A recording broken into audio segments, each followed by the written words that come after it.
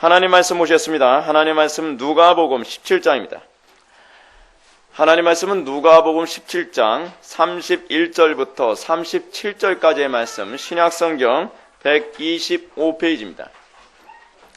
신약성경 125페이지 누가복음 17장 31절부터 37절까지의 말씀 찾으셨으면 제가 봉독하겠습니다.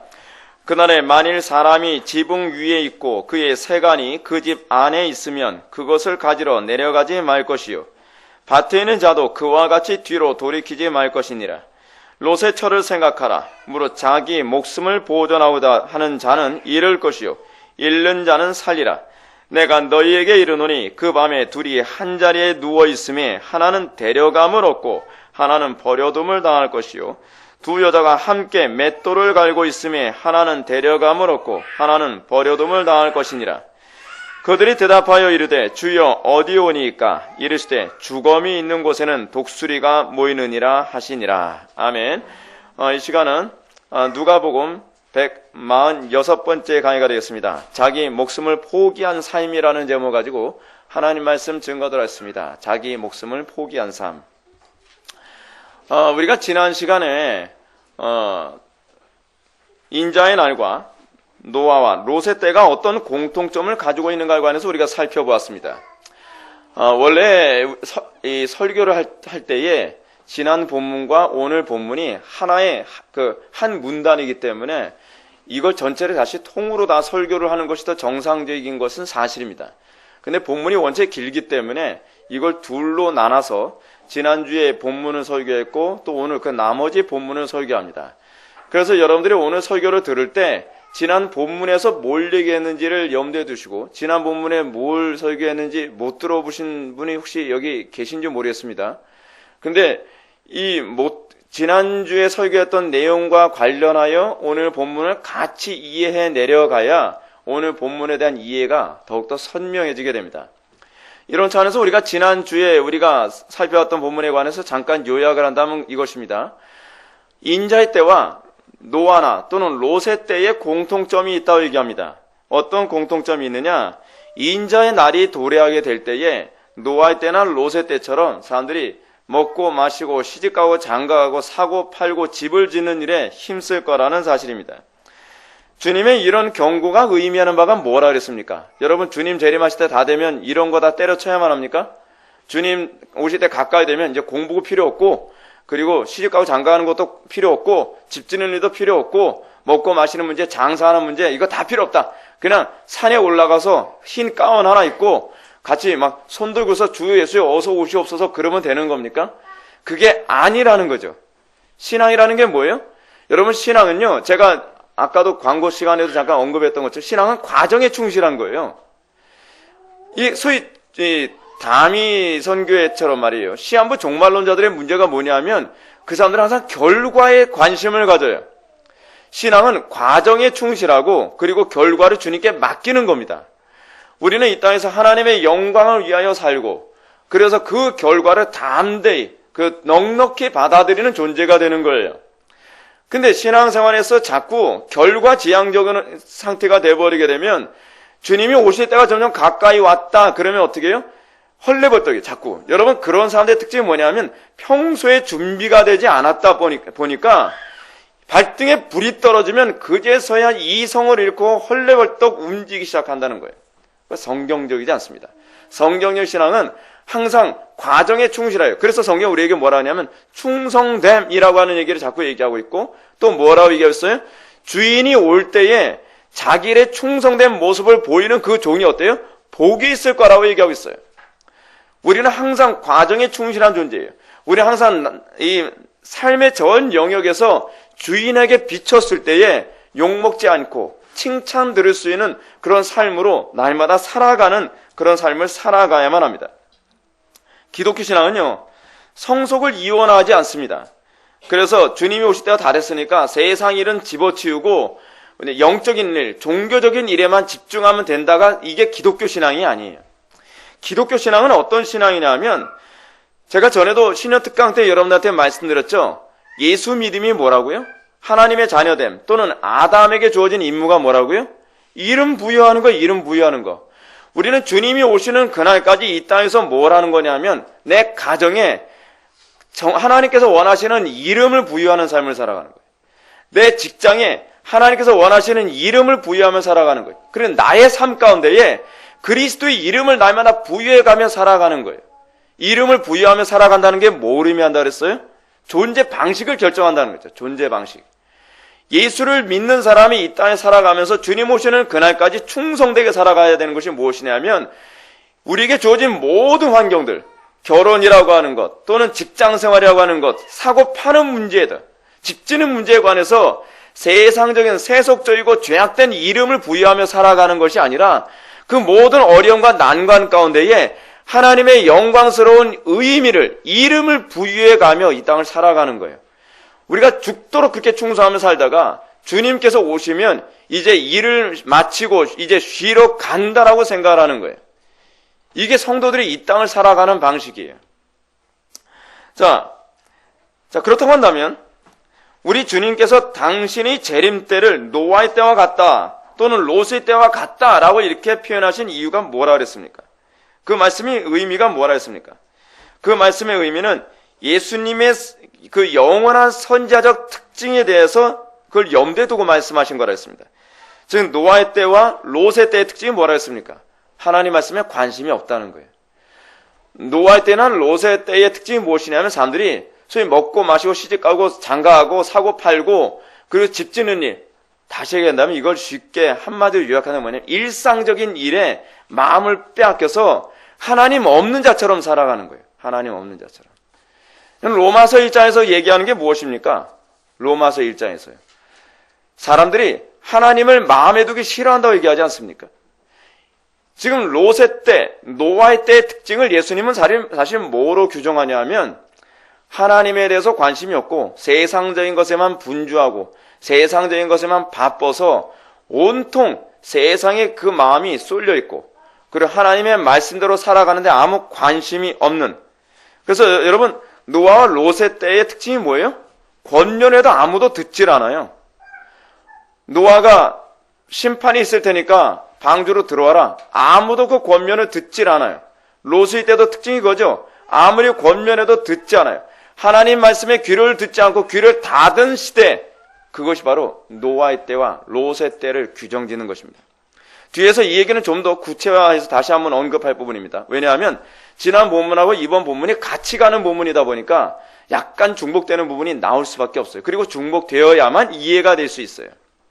자, 이제 우리는 노아와 롯의 때처럼 영원한 선지자이신 주님의 말씀이 멸시와 외면을 당하는 시대에 그런 성도가 과연 어떻게 살아야 된다고 주님께서 우리에게 경고하고 계신가? 우리 오늘 시간 그 부분을 살펴보도록 하겠습니다. 31절과 32절의 말씀을 보시겠습니다. 그날에 만일 사람이 지붕 위에 있고 그의 세간이 그 집 안에 있으면 그것을 가지러 내려가지 말 것이요 밭에 있는 자도 그와 같이 뒤로 돌이키지 말 것이니라. 롯의 철을 생각하라. 아멘. 우리 주님은 제자들에게 인자의 때가 임하게 될 즈음에 취해야 될 태도가 무엇인가에 관해서 얘기하고 있습니다. 세상의 것은 미련을 버리라는 것입니다. 세상의 일을 접으라는 얘기가 아닙니다. 이걸 오해하지 마십시오. 세상의 일을 접으라고 해석하는 사람들이 있습니다. 그거는 전형적인 가톨릭주의적 해석입니다. 성속을 이원하는 거예요. 세상의 것을 접으라는 것이 아니라 세상의 것에 미련을 갖지 말라는 거예요. 주님은 이러한 개념을 가르치기 위해서 두 가지 표현을 사용하셨습니다. 첫 번째 뭐냐면 지붕 위에 있는 사람이 그 세간을 가지러 내려가지 말라는 얘기예요. 그 두 번째는 뭐였냐면 밭에 있는 자가 뒤로 돌이키지 말라는 얘기입니다. 근데 이 표현이요 굉장히 강렬한 표현입니다. 어떻게 강렬하냐? 첫 번째 다시 한번 봅시다. 세간이라는 표현이 이 헬라어가 스큐오스라고 하는 헬라어를 사용합니다. 스큐오스라고 하는 이 헬라어는 그릇, 도구, 장비 등을 통칭하는 말이에요. 그릇이나 도구나 장비를 통칭하는 말인데 본절에서는 세상의 것을 의미하는 표현이에요. 그러니까 세상의 것이라는 말을 그냥 통칭으로 얘기한 거예요. 자, 그런데 본절에서 여기서 세간의 것을 가지러 내려가지 말라고 하는데 그럼 지붕은 무엇이냐? 유대인들에게서 지붕은 우리나라처럼 이렇게 삼각형으로 되어 있지가 않아요. 삼각형을 이 다락방에 있는 그 부분은 펜트하우스라고 하지 않습니까? 근데 그런 펜트하우스가 없고 유대인들의 집은요, 딱 올라오면 곧바로 옥상이에요. 우리나라도 그런 옥상 같은 데 있잖아요. 근데 그 옥상이 뭐냐면 주로 쉼터예요. 거기서 쉬고, 거기다가 뭐 이렇게 곡식도 널기도 하고, 때로는 이 소금 같은 거 있잖아요. 소금 같은 거를 이렇게 딱 걸르다가 소금의 염분을 빼고 난 다음에 남는 찌꺼기를 거기다 지붕에다 버리기도 하고, 그 지붕은 아주 다용도로 사용되어집니다. 근데 지붕에서 이제 쉬다가 갑자기 집안에 화재가 났을 때를 얘기하고 있는 거예요, 지금요. 집안에 화재가 났을 때 뭐 하지 말라고요? 그거 가지러 내려가지 말라는 거예요.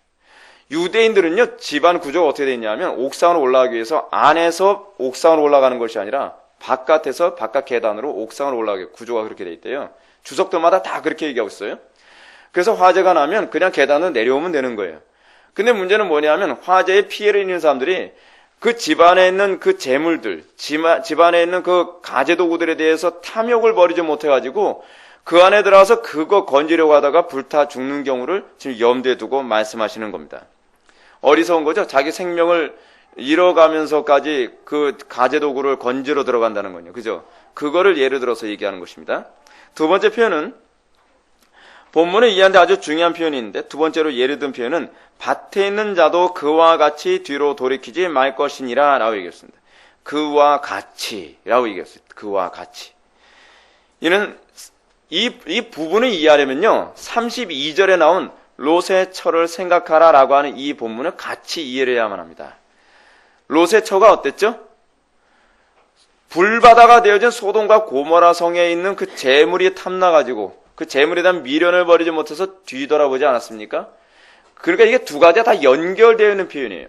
지금요. 여러분, 스테인이라고 하는 이 학자가 한 말 한번 들어보시기 바랍니다. 임박한 신적 심판에 대한 예수님의 선포를 받아들이고 주목하지 않는 당대의 불신자들에 대한 일반적인 경고로 해석할 수 있는 듯하다. 이 본문이 뭐라고요? 제가 지난주에 말씀드렸던 것처럼 예수님의 경고, 예수님의 말씀을 귀담아 듣지 않고 세상의 것에 대한 욕심 때문에 여전히 그 마음을 빼앗긴 상태에 관하여 이 본문 말씀이 그대로 얘기하고 있다는 거예요. 31절과 32절의 말씀이. 무엇보다 이 부분에 대한 라일 감독의 적용이 아주 탁월합니다. J.C. 라일 감독이 이렇게 언급했습니다. 주님은 영광 가운데 있을 그의 재림이 유대인들이 생각하는 것처럼 육신적인 평안함의 시기가 되지 않고 가견적인 교회들을 분리하고 걸러내며 사람들의 신앙을 시험하는 때가 될 것이라는 사실을 그의 제자들에게 가르치기 원하셨다는 것이다. 그 날은 환난과 고통의 기간과 더불어 시작될 것이므로 세상과 떨어져 있고 그리스도를 위하여 모든 것을 버릴 각오를 가진 자들만이 해를 입지 않고 통과할 수 있을 것이다. 그것은 신자들이 세상의 물건을 생각하는 일을 포기하며 세상을 뒤돌아보거나 머뭇거리는 행동을 그만둬야 할 때이다.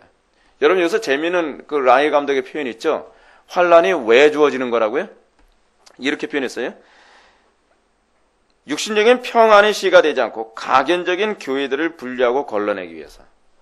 여러분, 가견적인 교회를 다른 말로 얘기하면 이 보이는 교회라는 얘기거든요. 이 안에는요, 보이는 교회와 보이지 않은 교회가 섞여 있어요. 그러니까 우리는 눈으로 봤을 땐 누가 구원받았고 누가 구원받지 않았는지, 누가 하나님의 백성이고 누가 참 하나님의 백성이 아닌지 구분이 안 되죠. 근데 이거 구분하는 방법이 있어요. 구분하는 방법이 뭐냐? 시험이에요. 환란이에요. 고난이에요. 어려움이에요. 그걸 예수님이 뭐라 하냐면 키질이라고 표현했어요. 키질. 하나님께서 왜 주님께서 재림하실 때, 여러분 참 우린 납득이 안 되는 게 하나 있어요. 주님께서 재림하실 때, 주님이 아시니까 그래서 구원받은 사람 알아서 들림받게 하면 될 것 같지 않습니까? 우리가 흔히 생각하는 것처럼. 근데 하나님은 그렇게 하질 않으세요. 하나님께서는 그 구원할 사람과 구원받지 않을 사람에서 그냥 알아서 끄집어내서 구원하시면 될 것 같은데 그렇게 하지 아니하시고 강력한 퀴즈를 통해서 가견적 교회와 그 불가시적 교회를 딱 구분해버려요. 그리고 그 중에 그들만을 주님께서 마지막 때에 구원하실 거라는 거예요. 이 땅에서도 여러분 하나님께서는 계속 그 퀴즈의 연속입니다. 여러분 우리 교회에 왔으니까 여러분 퀴즈 없을 거다 생각하지 마시고 우리 교회만큼 퀴즈 강한 교회가 아마 흔치 않을 겁니다. 첫 번째 퀴즈 중에 하나가 뭐냐면 말씀이 퀴즈입니다. 하나님의 말씀을 통해서 끊임없이 찌르죠. 두 번째 퀴즈는 뭔지 아십니까? 공동체 안에서 여러 가지 어려움과 난관입니다. 시험 들게 만드는 것. 여러분, 교회라고 해서 시험이 없는 게 아니에요. 근데 교회 안에서도 고난과 시험과 어려움이 있어요. 그걸 통해서 퀴즈를 해요. 세 번째 퀴즈는 무엇이냐? 세상에서 그리스도인들의 믿음의 신앙 고백을 바르게 하지 못하도록 끊임없이 유혹이나 그처럼 박해를 통해서 그들의 믿음을 꺾으려고 하는 겁니다. 그걸 통해서 이 퀴즈라고 하는 과정을 통해서 가견적 교회 안에 참된 교회와 거짓된 교회를 딱 구분해내는 거예요. 퀴즈를 열심히 하면 어떻게 하죠? 알곡은 계속 안으로 들어와요. 알곡의 특징이 그거예요. 알곡의 특징이. 알곡은 계속 퀴즈를 하게 되면 무거울수록 안으로 들어와요. 근데 쭉정이처럼 가벼울수록 다 떨어져 나가요. 다 떨어져 나가요. 여러분, 그래서 신앙이 뭐냐 하면요, 많이 아는 게 신앙이 아닙니다. 신앙이라고 하는 것은 고난의 때 반응하는 게 신앙이에요. 어떤 반응이냐에 따라서 불신앙이냐 참신앙이라는 것이 구분이 되어지는 거예요. 어떤 사람은 고난을 당하면 당할수록 믿음이 견고해지는 사람이 있어요. 근데 어떤 사람은 고난을 당하면 당할수록 하나님과 점점 멀어지는 사람이 있어요. 여러분, 이 땅에서 고난이 없을 거라고 생각하지 마십시오. 이 땅에서 시련이 없을 거라고 생각하지 마십시오. 이 땅에서 미혹이 없을 거라고 생각하지 마십시오. 고난과 미혹과 어려움은 우리로 하여금 더욱더 그리스도께로 달려가도록 만드는 하나님의 중요한 채찍질이고, 그리고 우리에게 유익을 주는 겁니다. 고난을 통해서 더욱더 주님과 가까워지는 거예요. 근데 이 가견적 교회 안에, 불가시적 교회 안에 들어와 있지 않은 사람들 특징이 뭐냐면, 고난이 없을 땐 정말 신앙이 점점 좋은 것 같아요. 근데 고난이 커지면 커져서 점점 주님과 멀어져요. 여러분, 고난의 때일수록 참된 성도들은 어떻게 하죠? 기도를 많이 합니까? 안 합니까? 많이 하는 쪽으로 갑니다. 그게 참된 성도의 특징이에요. 참된 성도들은 고난의 때일수록 더 무릎을 꿇습니다. 이해가 안 가죠? 마음이 상했는데 어떻게 기도를 합니까? 그리고 현실적으로 고달픈데 어떻게 기도해요? 그리고 육신적으로도 몸이 망가지고 힘든데 어떻게 기도를 합니까? 그건 우리 생각이에요. 우리 안에 성령님이 계시면 그 성령님은요, 고난 가운데 오히려 더 기도하게 만듭니다. 육신적으로 몸이 아픈데 더 기도하게 만들고요. 감정이 더 상했는데 더 입을 열어 부르짖고 기도하게 돼 있어요. 그게 우리의 의지가 아니라니까요. 내 안에 계신 성령님께서 하시는 일이에요. 근데 그 불가시적 교회, 진짜로 구원받은 사람이 아닌 경우에는 어떠냐면요, 평소에는 기도 열심히 하는 것 같아요. 평소엔 기도 열심히 하는 것 같은데, 문제는 뭐냐면 고난만 있으면 기도가 양이 점점 줄어들어요. 점점 예배당에서 발을 떼기 시작해요. 왜 그러냐? 그럼 물어보면 그래요. 내가 마음 상해서 기도 못하겠다. 왜 그러냐? 요즘 바빠서 기도 생각 못하겠다. 몸이 아파서 기도 못하겠다. 뭐 해서 못하겠다. 예수님은 뭐라 말씀하시죠? 또는 히브리서에서 뭐라고 얘기하고 있죠? 고난의 때일수록 어떻게 하고요? 모이게 힘쓰라. 더욱더 기도하게 힘쓰라. 더욱더 예배하게 힘쓰라 라고 성경 끊임없이 경고하고 있는데 정반대로 가는 거예요. 정반대로. 왜냐? 그 안에 성령이 안 계셔서 그래요. 그 안에 성령님 계시면 그렇게 가질 않아요. 그래서 한 사람의 신앙이 어느 정도인가, 그 사람의 신앙이 있는가 없는가 유무 정도를 아는 방법은 뭐냐면 고난이에요. 고난 때 그들이 어떻게 반응하느냐를 보면 저 안에 성령님이 계시는구나, 안 계시는구나 라고 하는 게 더욱더 선명해 보입니다. 성도는 어떤 존재냐면 고난을 통해서 정금같이 되는 존재입니다. 고난을 당하면 당할수록 점점 더 빛이 나는 존재들입니다. 그게 성도입니다. 근데 어떤 사람은 고난을 당하면 당할수록 점점 어두워져요. 고난을 당하면 당할수록 더욱더 불평이 늘어요. 고난을 당하면 당할수록 더욱더 하나님께 그 불신앙을 고백해요. 신앙이 자신은 없는 것이죠. 여러분, 다시 아까 하던 얘기 다시 돌아갈까요? 지금 라일 감독이 뭘 얘기하는 겁니까? 주님의 그 은혜의 때가 올수록, 인자의 날이 올수록 어떻게 해요? 그날은 쉽게 오지 않고 오히려 고난을 통과한 자들에게만 그것이 복된 날이 될 거라고 우리들에게 가르치고 계십니다. 우리는 여기서 여호와의 날이 우리에게 복이 되려면 우리는 어떤 시련이든지 믿음으로 극복하는 법을 배워야 돼요. 제가 여러분한테 입이 마르고 닳도록 제가 여러분한테 말씀드리지 않습니까? 고난의 때일수록 어떻게 하라고요? 믿음으로 극복하는 법을 터득하라고요. 믿음으로 돌파하는 법을 터득하라고요.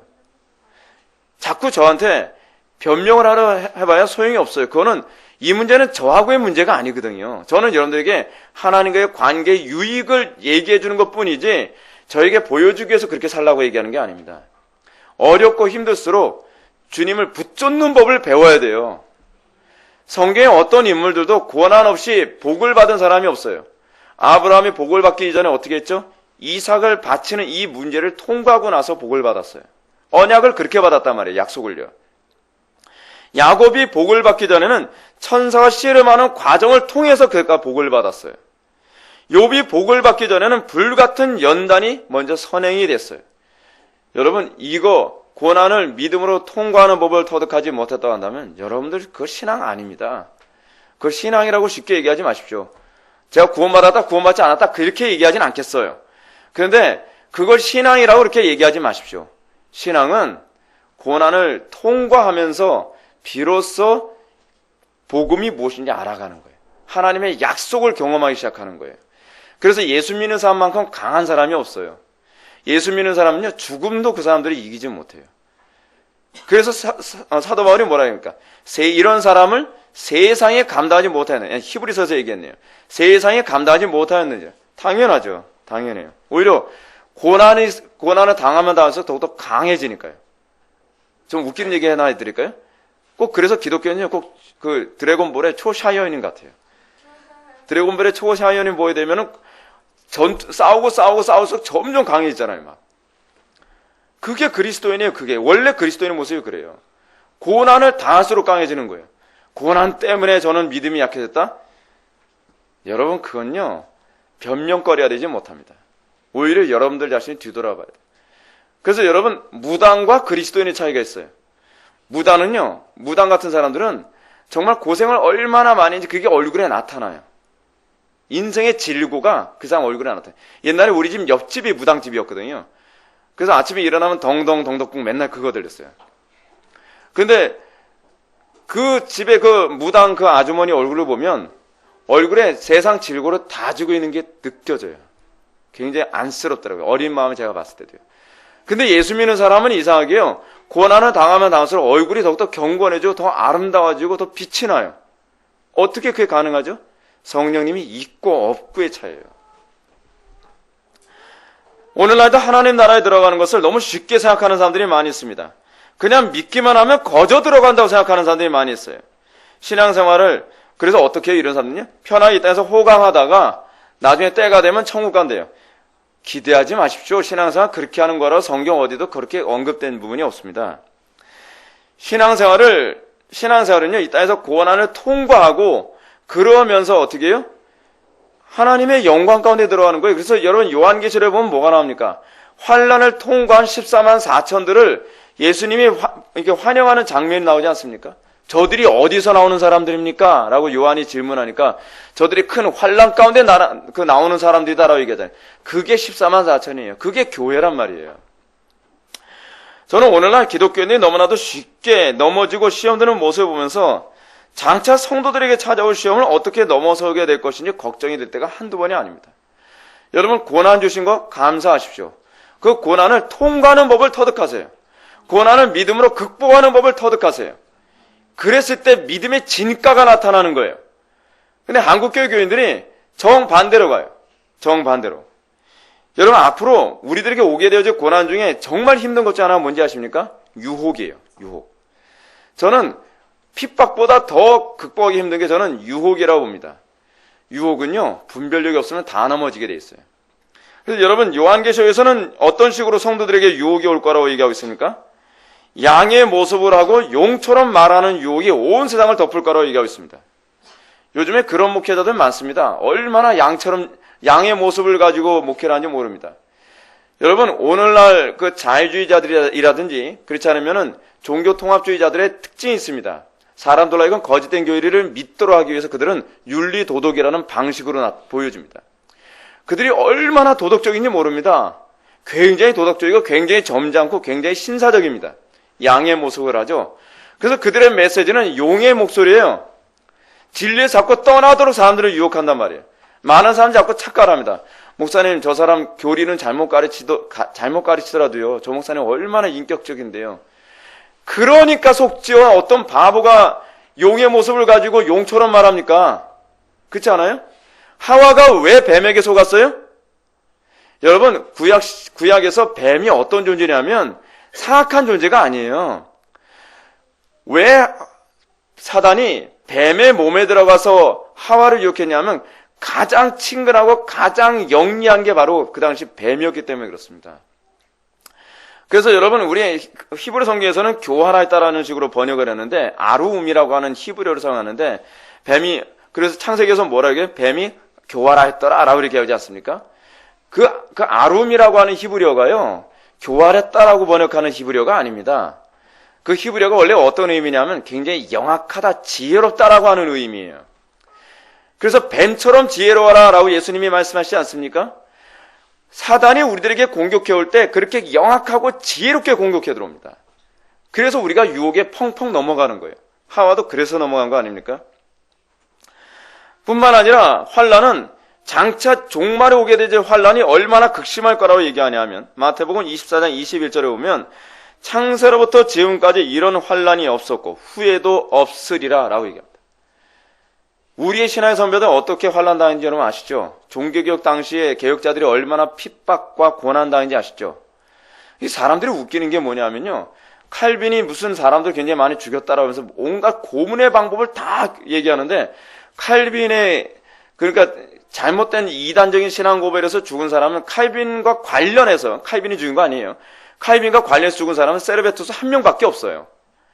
그리고 사람들 막 찢어 죽였다, 팔을 뽑아 죽이고 그렇게 죽였다는 이런 얘기들은요, 다 로마 가톨릭이 종교재판에서 기독교인들을 죽인 내용들이에요. 근데 그걸 이상하게 거기다 칼빈에게 다 갖다 붙이는 거 보면서 이렇게 어리석어도 어떻게 이렇게 어리석을 수 있을까? 제가 분통이 터질 때가 많이 있어요. 그걸 왜 거기다가 누명을 씌웁니까? 바보같이요. 근데 문제는 뭐냐면 그 정도의 박해도 이제는 별거 아닐 거라는 거예요. 앞으로 우리에게 오게 될 박해가요. 고난과 환란이 준비됐나요? 우리가 믿음으로 그걸 극복할 준비됐나요? 현재 조그만 어려움과 난관만 해서도 금방 실족해가지고서 여러분 신앙에서 막 떨어져 나가는 사람이 과연 그런 고난과 환란은 앞에서 여러분 믿음 지킬 수 있을 거라고 생각하십니까? 사람들은 이렇게 얘기합니다. 그때 가면 지킬 수 있겠죠. 그런 막연한 신앙을 믿지 마십시오. 그건 사단이 주는 거짓말입니다. 그걸 흔히 이런 사람들이 이렇게 얘기해요. 평소에 막 농땡이 치며 놀다가 시합에 나가면 그때 그냥 갑자기 빨라지는 수가 있어 라고 얘기하는 사람들이에요. 그런 거 없어요, 여러분. 하나님은요, 그렇게 황당하게 역사하시는 분이 아니십니다. 상식을 가지고 역사하세요. 그래서 여러분, 제 시간이 없어서 이런 얘기까지 다 할 시간이 없는데 잠깐 얘기할게요. 구약에서 나타나는 모든 이적들의 특징이 뭔지 아십니까? 하나님은요, 자연의 원리를 왜곡해서 역사하시는 이적이 아니에요. 자연의 원리를 그대로 사용해서 나오는 이적이에요. 홍해 바다가 갈라지는 것도 갑자기 확 갈라지는 게 아니라 동풍이라고 하는 자연의 원리를 사용하셔서 가르시는 거예요. 그게 구약에 나타나는 이적이고 신약에 나타나는 이적들이에요. 근데 우리는 요행을 바라듯이 이적을 자꾸 생각한단 말이에요. 그렇게 생각하지 마십시오. 성경을 제대로 보시면 여러분들 그렇게 하나님이 역사하신 분이 아니시라는 걸 알 겁니다.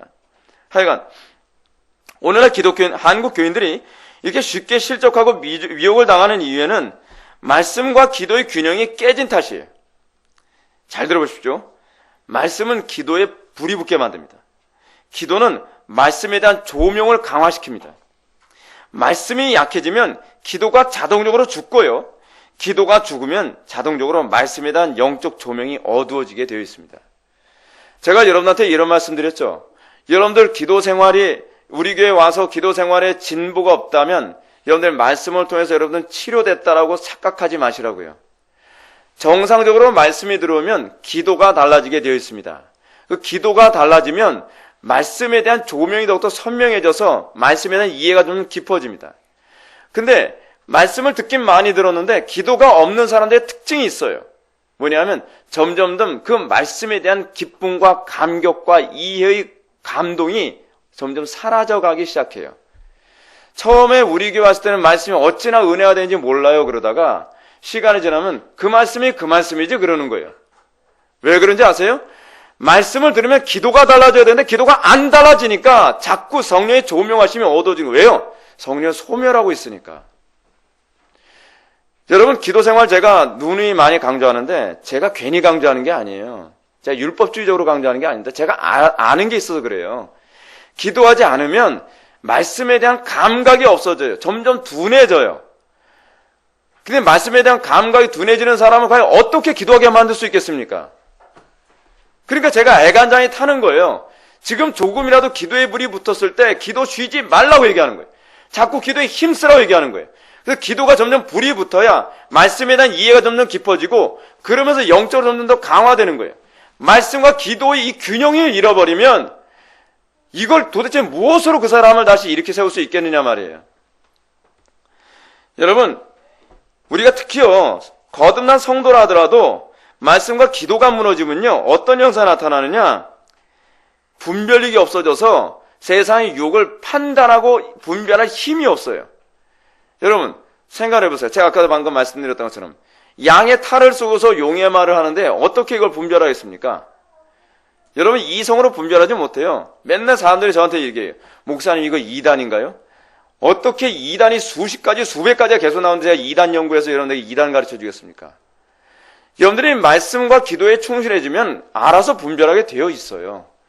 근데 말씀과 기도에 충실하지 않으니까 분별을 못하니까 맨날 물어보는 거예요.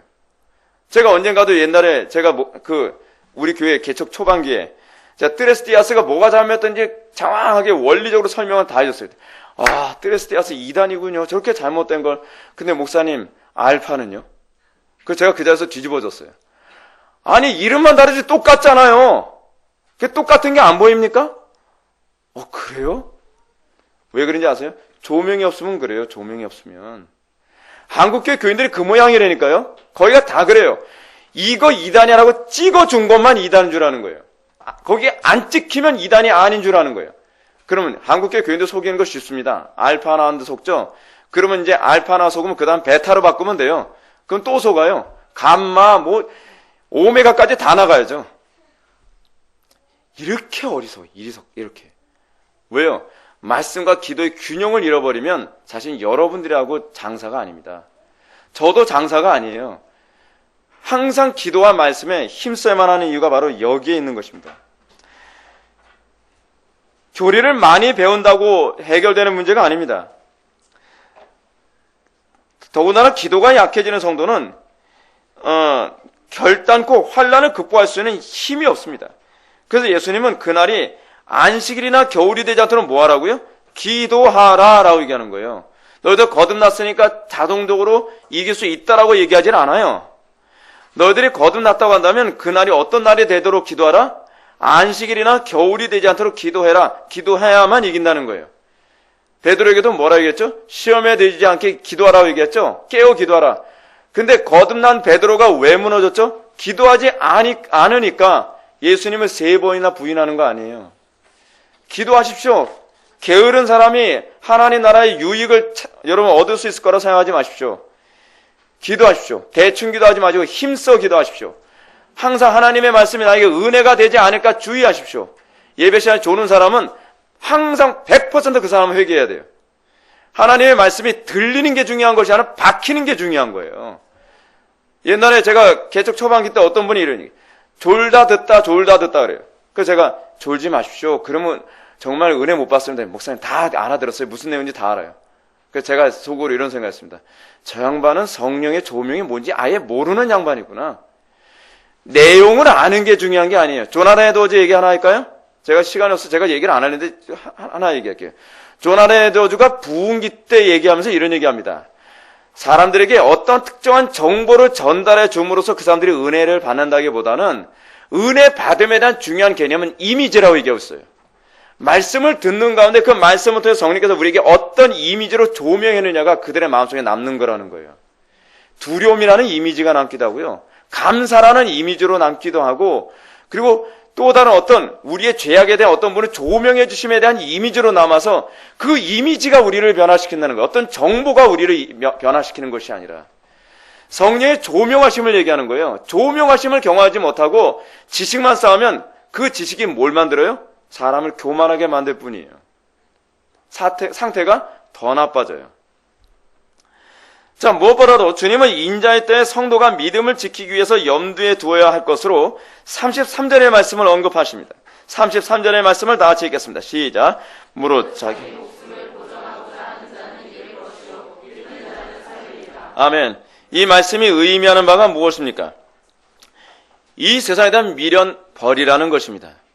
이 세상에 대한 미련을 버리라 한다 하여 이 세상과 담쌓고 살아라, 수도원에 들어가라, 그 얘기는 절대로 아닙니다. 세상으로부터 오는 탐욕과 욕심을 버리라는 얘기예요.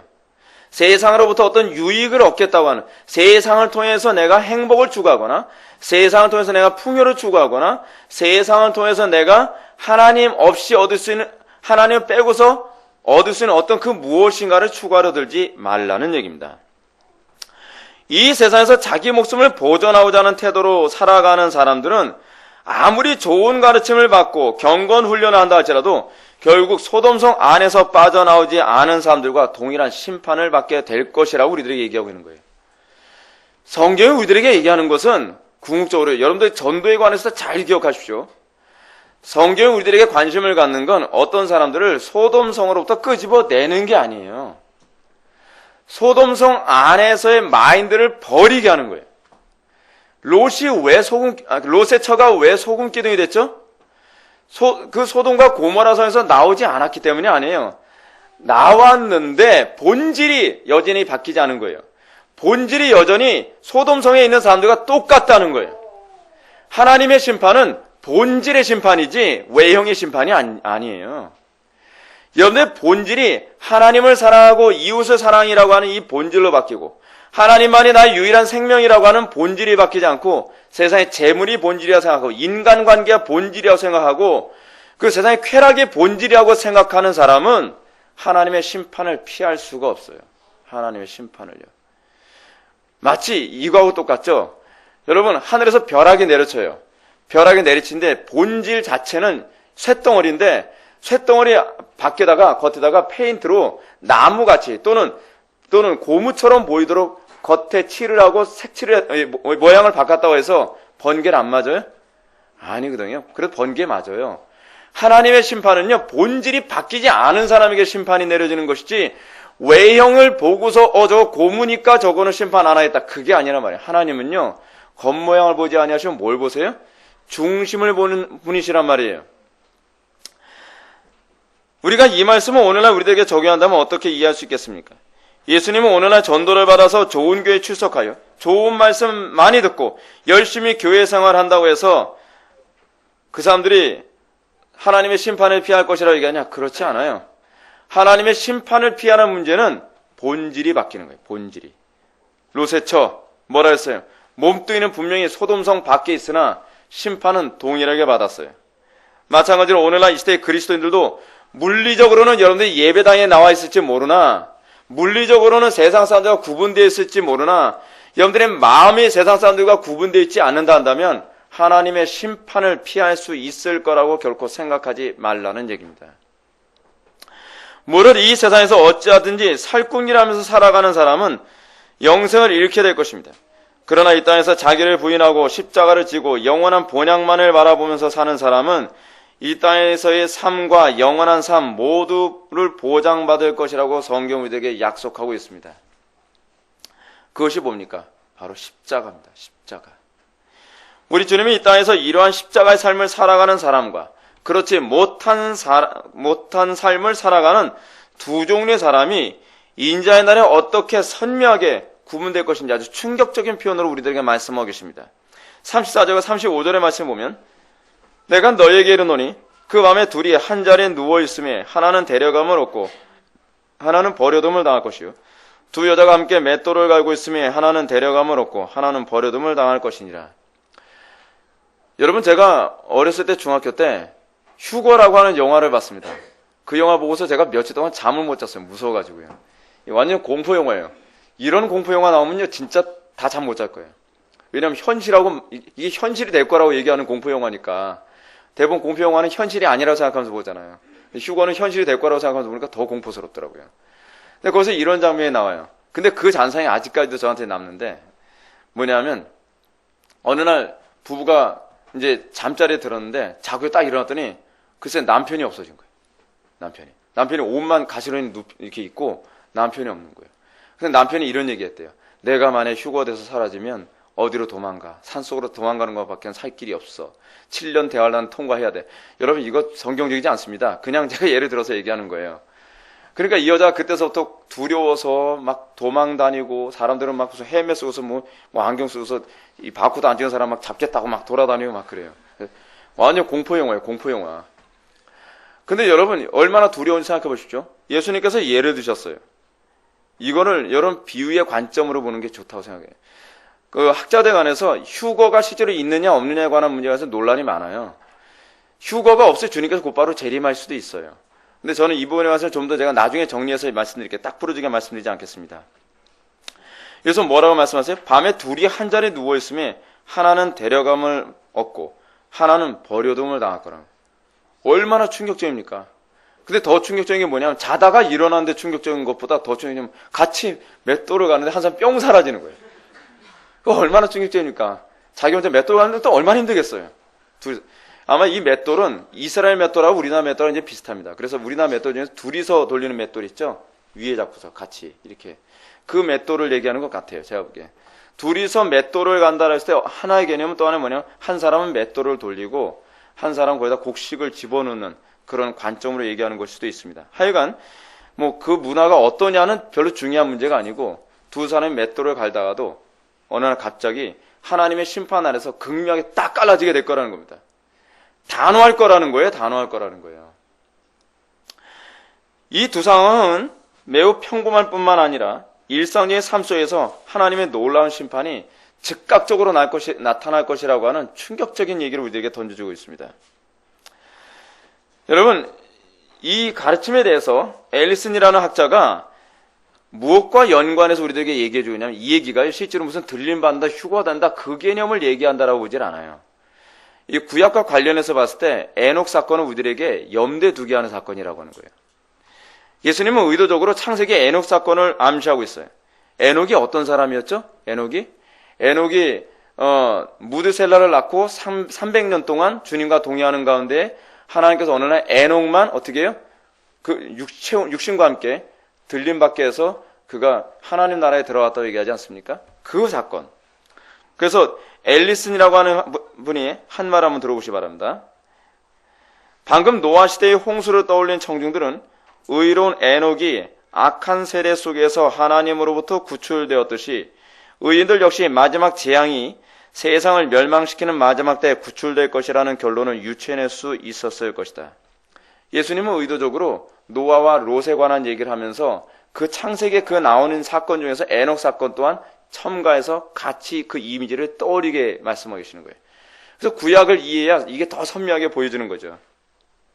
이러한 학자들의 견해를 염두에 둘 때 우리는 이 땅에서 영원한 선지자가 되신 예수님의 가르침을 따르며 하나님과 동행하는 에녹을 떠올려야만 합니다.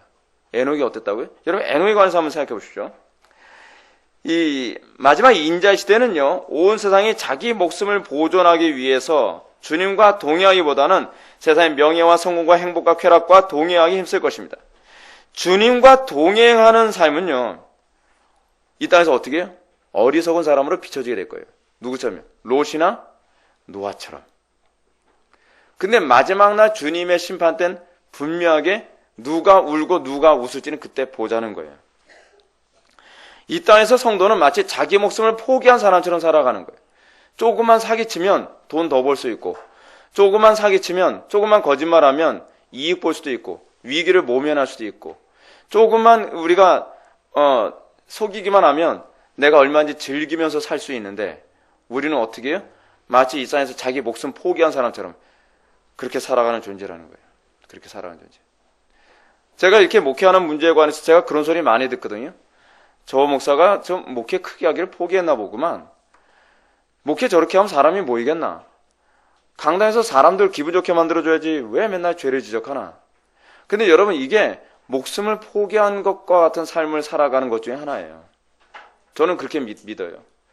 여러분들 직장 생활하면서, 여러분들 가정 생활하면서, 사회 생활하면서 세상 사람들이 여러분들 보고 미련하다고 할 수도 있을 겁니다. 실제로 여러분 헬라인들이 봤을 때 십자가 지는 삶은 뭐라고 해요? 헬라인들에게 미련하게 보인다라고 얘기하고 있습니다.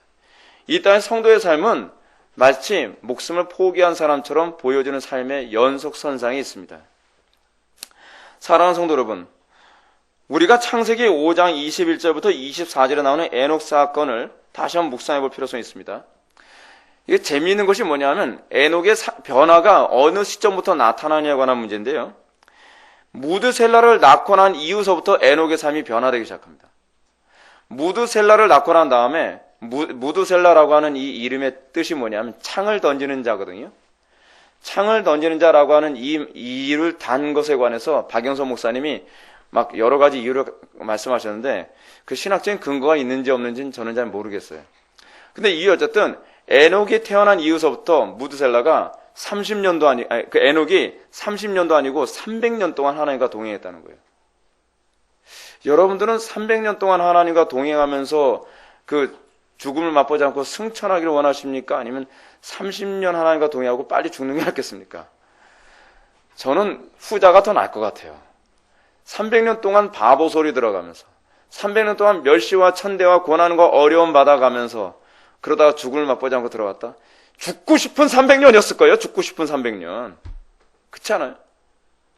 하여간 이 어쨌든 간에 에녹에게 있어서 이 300년 기간 동안은 하나님과 동행하는 삶이었고 그의 삶을 한마디로 규정을 한다면 마치 자기 목숨을 포기하는 자처럼 300년을 살아간 거예요. 이 땅에서요. 여러분, 안 믿는 사람들은 오래 사는 걸 복이라고 얘기하지만 하나님의 영광 위해서 죽도록 충성하며 사는 사람에겐요. 세상 빨리 떠난 것이 오히려 복이라고 여겨집니다. 네. 오늘날 이 시대의 교회에게 필요한 가르침이 바로 이것이라 봅니다. 오늘날 이 시대의 교회는 세상에서 목숨을 보존하기 위해 어떻게 살 것인가를 고민하는 존재들로 보여주고 있지 않습니까? 어찌하든지 세상에서 성공하고 행복하게 살고 풍요롭게 살도록 돕는 역할을 하는 게 교회라고 자꾸 생각하는 거예요. 제가 이제 얼마 후면 미국에 가겠지만 미국 이민교회의 문제가 뭔지 아세요? 교회의 역할이 뭔지를 모르는 거예요. 저는 이민 목회하고 싶진 않지만 제가 만약에 이민 목회를 한다면 저는요, 우리 교회 오는 사람들에게 그럴 거예요. 여러분, 우리 교회 와서 위로받고 우리 교회에서 여러분 밖에서 얻지 못한 유익을 얻기 위해서 올 생각하지 말고 죽을 생각 하시고 오십시오라고 얘기하고요. 교회를 자꾸 위로받는 곳이라고 자꾸 생각하는 거예요. 그래서 교회가 마치 세상이 채워주지 못하는 즐거움이라든지 교제권이라든지 풍요라든지 이거 채워주는 것이 교회라고 생각하는 거예요. 아니, 교회가 하는 일이 뭔지 아십니까? 교회가 하는 것은요, 이 땅에서 자기 목숨 포기하면서 살라는 거예요. 직장 생활하면서 살궁리 하지 마시고 거기서 쫓겨날 각오하고서 살아가십시오. 사업을 하면서도 성공할 생각하지 마시고 망할 각오하고 하십시오. 이게 성도가 이 땅에 살아가는 거거든요. 남들처럼 행복하게 살려고 하니까 어떻게 해요? 간음해야 되죠? 남들처럼 행복하게 살려고 하니까 어떻게 해요? 도둑질해야 되겠죠? 남들처럼 행복하게 성공하면 풍요롭게 살아가려고 하니까 어떻게 해요? 남의 등 쳐먹어야 되는 거 아닙니까? 이 정도쯤이야 해가면서요. 여러분, 우리가 분명히 알아야 될 것은 초대교회 당시의 교회에 대한 이미지는 그렇지 않았다는 거예요. 한국교회나 우리 기독교 초대교회 당시의 교회는요, 마치 죽을 각오한 사람들처럼 살아갔던 사람들이에요. 이 사람들은 사는데 별로 관심이 없는 사람들처럼 보였던 사람들, 이게 바로 초대교회의 모습이에요. 그들은 영원한 본향을 바라보며 철로 역정의 크리스천이 가족들과 주변 친구들이 어서 집으로 와라 라고 외칠 때 귀를 딱 들어맞고 생명, 영원한 생명 하면서 영원한 천성만을 바라보며 죄짐 둘러주고 뛰어가는 게 그게 기독교인데, 그리고 그렇게 교회를 찾아온 사람들에게 이제는 귀에서 손 빼. 그래서 뭐라고 해요? 교회에서요? 자, 세상으로 돌아가십시오. 세상의 풍요를 다시 붙잡으십시오. 세상의 쾌락을 붙잡으십시오. 세상의 그 즐거움을 붙잡으십시오. 오늘은 한국교회가 그 짓 하고 있어요. 뒤를 돌아다보지 않고 달려가고 있는 사람이 다시 뒤돌아보라고 가르치는 거예요. 여러분, 이게 바로 양의 모습을 하고요, 용처럼 말하는 오늘날 시대 교회의 모습이라는 거 알고 계십니까? 교인들을 행복하게 하는 것, 가정을 풍요롭게 하는 것, 그리고 어려움이 없게 만드는 것, 그게 교회 역할이라고 생각합니까? 오늘날 북한 교회도요, 어떻게 살아갑니까? 그 사람들은 자기 목숨을 포기한 삶으로 살아가고 있습니다. 오늘 순교당하더라도 예배는 드리고 죽겠다. 오늘 내가 순교당할지라도 성경 한 구절이라도 더 읽고 살겠다. 내가 지금 순교당할지라도 내가 복음을 이웃에게 전달하다가 내가 죽겠다. 그 사람들은 마치 목숨을 포기한 사람들처럼 살아갔습니다. 오늘날 교회가 다시 회복해야 될 것이 그것입니다. 살고자 하는 자는 죽을 것이요 죽고자 하는 살리라. 어디서 많이 듣던 얘기죠. 예, 이순신 장군. 근데 이순신 장군보다 더 빨리 하신 분이 있어요. 예수님이 하신 얘기. 이 시대 교회는요, 세상이 돼버리고 말았습니다. 이 시대 교회는 이 세상에서 자기의 목숨을 포기하는 태도를 견지하며 귀를 틀어막고 영원한 생명을 추구하기 위해 들어온 사람들 향해서 다시 장차 멸망한 세상으로 돌아가라! 라고 얘기하는 거예요. 누가 이런 소리 하는지 아십니까? 빌리 그레엄이 그랬습니다. 빌리 그레엄 전도 집회 때 많은 사람들이 모였는데 거기서 가톨릭으로 개종한 사람들이 굉장히 많이 있었어요. 그러니까 빌리 그레엄이 뭐라 하냐면 여러분들 중에서 가톨릭에서 기독교로 개종하신 분들은 다시 가톨릭으로 돌아가십시오. 오늘날 한국교회가 지금 그 짓하고 있는 거 여러분 알고 계십니까? 얼마나 지금 심각한 배도 시대에 우리가 살고 있는지 아십니까? 여러분들이 십자가를 밟고 지나가지 않기 때문에 배도를 안 했다? 예수님의 그림에 침을 뱉지 않고 지나갔기 때문에 여러분들은 배도하지 않았다? 착각하지 마십시오. 배도는 그렇게 하는 게 아닙니다.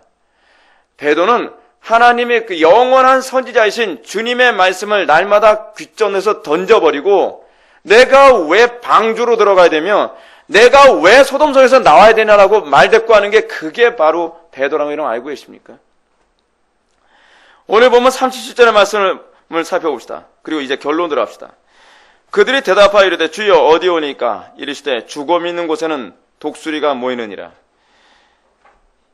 제자들은 예수님의 이런 가르침을 듣고서 난 후에 뭐라고 질문하냐면요. 주여 어디 오니까. 여러분 이 표현이 이해가 갑니까? 괜히 남의 다리 긁는 소리 같죠? 이 표현을 좀 이해하기 쉽게 말씀드릴게요. 예수님께서는 제자들에게 인자의 날을 대비하라라고 얘기하는데 제자들은 뭐라 하냐면 주여 이 일이 어디서 일어납니까? 라고 얘기하고 있는 거예요. 여러분 왜 이렇게 대답하는지 아십니까? 왜 이렇게 제자들이 질문했는지 아세요? 우리하고요 이 소위 계시에 대한 조명의 사이즈가 달라서 그래요. 우리는 계시의 완전 상태에서 이 성경을 보고 있기 때문에 우리는 이 마지막 때 심판과 재앙이 전 세계적으로 올 거라는 걸 우리는 알고서 성경을 보고 있으니까 납득이 안 가는 거예요. 근데 그 당시 유대인들, 예수님의 제자들은 예수님이 이런 말씀하셨을 때 소돔과 고모라 성 같이 어떤 지역적인 일이 일어날 거라고 그렇게 알아듣고 있었던 거예요. 그러니까 예수님이 기껏 말씀하시는데 제자들은 그러니까 어느 지역일까? 그 사람들은 이렇게 생각한 거예요. 혹시 애굽일까? 바벨론 지역일까? 예루살렘일까? 그렇지 않으면 고린도 지역일까? 뭐 이런 식으로 사고를 하고 있었던 거예요. 근데 예수님이 그게 아니다라고 얘기하는 거예요. 예수님도 그걸 이해하니까 책망은 안 하셨어요. 너 사후종이니? 라고 책망할 것 같은데 책망 안 하시잖아요. 왜냐하면 그 사람들이 계시의 이 선명도 때문에 그런 거예요. 자, 그런데 이런 질문에 대해서 예수님이 뭐라고 가르치신가? 죽음이 있는 곳에 독수리가 모이느니라. 죽음은 뭘 얘기하는 걸까요? 죄악이 가득한 것. 독수리는 뭘 얘기하는 걸까요?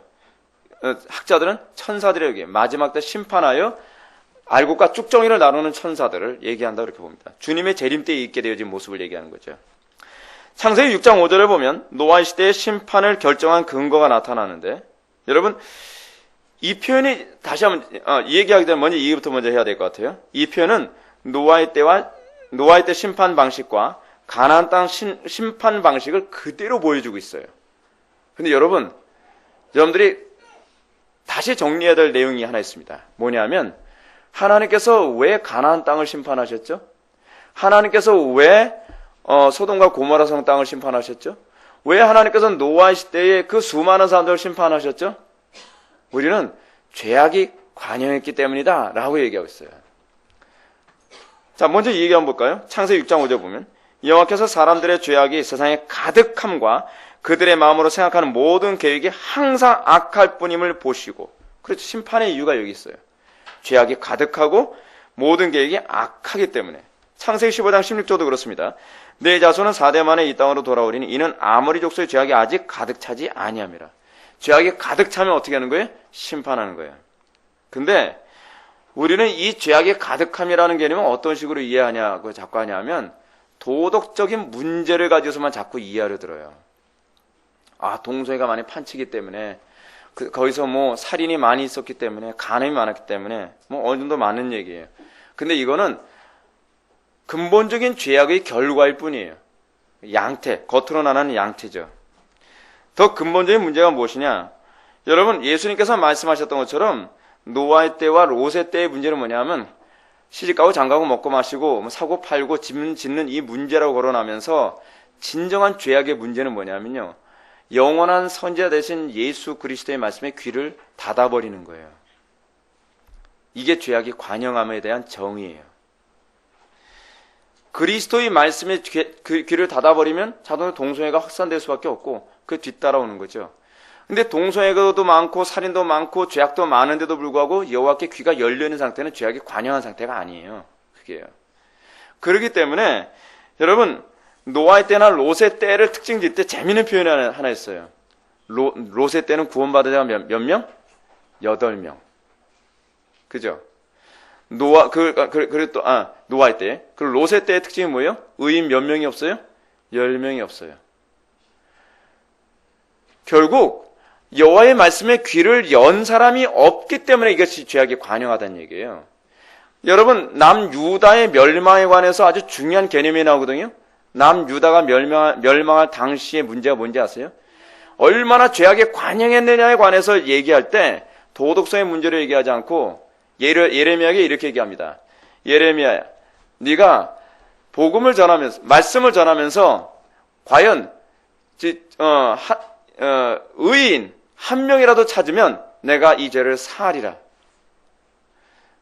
여러분, 남유다의 멸망의 원인이 어디 있어요? 영원한 제사장이신 선지자이신 주님의 말씀에 귀를 열고 기울이는 사람이 단 한 명도 없었기 때문이에요. 하나님의 심판에 관한 개념, 죄악에 관영했다라고 하는 개념은 얼마나 도덕적으로 처절하고 더러워졌냐에 관한 문제가 아니라 하나님의 음성에 귀를 열느냐 닫느냐에 관한 문제예요. 오늘날 이 시대를 바라보면서 우리가 정말 왜 거짓된 목회자들이 위험한지 아십니까? 사람들로 하여금 자꾸 하나님의 말씀에 귀를 닫도록 만들어가요. 그 사람들이. 너무나 교묘한 방법으로. 그래서 하나님의 심판을 점점 끌고 자꾸 이렇게 자처하고 있는 거예요. 사랑하는 성도 여러분, 여러분은 주님의 준엄한 경고의 메시지를 들으면서 얼마나 심각하게 반응하고 계십니까? 자, 여러분들 이 부분에 대해서는 절대로 잊지 마십시오. 여러분들은 롯의 두 사이처럼 소돔과 고모라 성을 빠져나오라고 매주마다 여러분들 설교를 듣고 계시는데 한쪽 귀로 듣고 한쪽 귀로 흘려들으면서 농담처럼 여기면서 여전히 소돔과 고모라 성 내가 죄를 짓고 있는 그 자리에서 여전히 자리를 지키고 있는 겁니까? 아니면 소돔과 고모라 성으로부터 여러분이 뛰쳐나오고 있습니까? 또 하나, 노아의 때처럼 우리는 말씀을 들을 때마다 날마다 그 말씀이 우리들에게 요구하는 바가 무엇이냐면 너는 방주로 들어오라는 거예요. 세상의 즐거움에서 나와서 방주로 들어가라고 계속적으로 주님께서 말씀하시는데 여러분 설교를 들으면서 방주로 들어가려 하고 있습니까? 아니면 그래 듣고 그것을 그쳐버리고 맙니까? 롯의 때와 노아의 때의 문제가 거기에 있습니다. 그리고 인자가 올 때가 그럴 거라고 얘기하고 있습니다. 하나님의 말씀이 천둥과 번개처럼 쏟아지는 그 상황에서조차도 아무도 소돔과 고모라 성을 나오려 들지 않을 겁니다. 아무도 방주로 들어가려 들지 않을 겁니다. 여러분들이 얼마나 많은 정보를 들었느냐? 얼마나 좋은 설교를 들었느냐? 그건 별로 중요한 문제가 아닙니다. 중요한 건 여러분들이 날마다 삶 속에서 롯의 때처럼 소돔과 고모라 성을 나와서 죄악의 자리부터 나와. 이건 뭐라고 표현해요? 회개. 히브리어에서 회개 개념이 그거예요. 슈브. 롯의 소돔과 고모라 땅으로부터 나오는 것이고 그리고 방주로 들어가는 거예요. 세상의 악한 취미를 버리는 것이고 그리고 거룩한 길로 다시 돌아오는 거예요. 그걸 안 하고 있으면 여러분들이 아무리 많은 사람이 예배당을 빡빡하게 채우고 아무리 많은 사람들이 아멘 할렐루야 하면 박수치며 춤을 추며 찬양을 한다 할지라도 여러분들 그 교회는요 사실은 롯의 때와 같고 그리고 노아의 때와 같은 교회라는 걸 기억하시기 바랍니다. 시대가 점점 악해져 갑니다. 제가 성도들을 바라보면서 가장 지금 두려운 것이 뭐냐면 귀가 막히는 게 저는 제일 두렵습니다. 들을 귀가 막힐까 봐 두려워요. 볼 수 있는 눈이 막힐까 봐 그게 두려워요. 근데 여러분들이 하나님의 말씀을 듣고 소돔성으로부터 날마다 나오는 삶의 반복, 그게 뭐예요? 그게 바로 자기 생명을 포기한 삶이에요. 세상대로 이렇게 하면 산다? 아니요. 우리는 말씀대로 살아야만 산다고 믿는 삶. 사람이 떡으로만 살 것이 아니요 하나님의 입에서 나오는 말씀으로만 살 것이니라 라고 하는 이 말씀을 붙잡고 광야 같은 이 세상을 살아가면서 영원한 천상만 바라보고 영생, 영원한 생명이라고 하는 소리를 외쳐가며 귀를 막고 천성만 바라보며 살아가는 사람, 그 사람에게만이 여호와의 날이 빛이 될 것이요 그 사람에게만이 인자의 날이 구원의 날이 될 것을 믿으시기 바랍니다. 다시 기도하시겠습니다. 사랑이 많으신 하나님 아버지, 우리가 롯의 때와 같고 노아의 때와 같은 시대를 우리가 살고 있습니다. 우리가 표면적으로 봤을 때 얼마나 도덕적으로 더럽고 추하냐에 관한 문제가 아니라 우리가 하나님의 음성 앞에서 어떻게 반응하고 있느냐, 어떻게 우리가 열매를 맺고 있느냐가 중요한 문제인 줄 압니다. 주의 말씀이 계속적으로 선포돼도 열매 맺지 아니하면 주님께서 찍어버리라 하셨던 것처럼 하나님의 말씀이 계속적으로 선포되어지고 아무리 많은 사람들이 예배당에 나온다 할지라도 주의 말씀 앞에 귀를 막아버리고 열매를 맺는 데 게으르며 그들이 소돔성을 나오기 싫어하고 방주로 들어가기 싫어한다면 여호와의 때가 심판의 날이 될까 두렵습니다. 아버지 하나님, 우리에게 믿음을 더하여 주시고 하나님의 말씀 앞에서 우리의 마음이 둔해지지 않도록 복을 내려 주옵소서. 우리로 하여금 이 땅을 살아가면서 마치 생명을 포기한 자처럼 살아갈 수 있는 믿음 허락하여 주옵소서. 예수님의 거룩하신 이름으로 기도올려옵나이다. 아멘.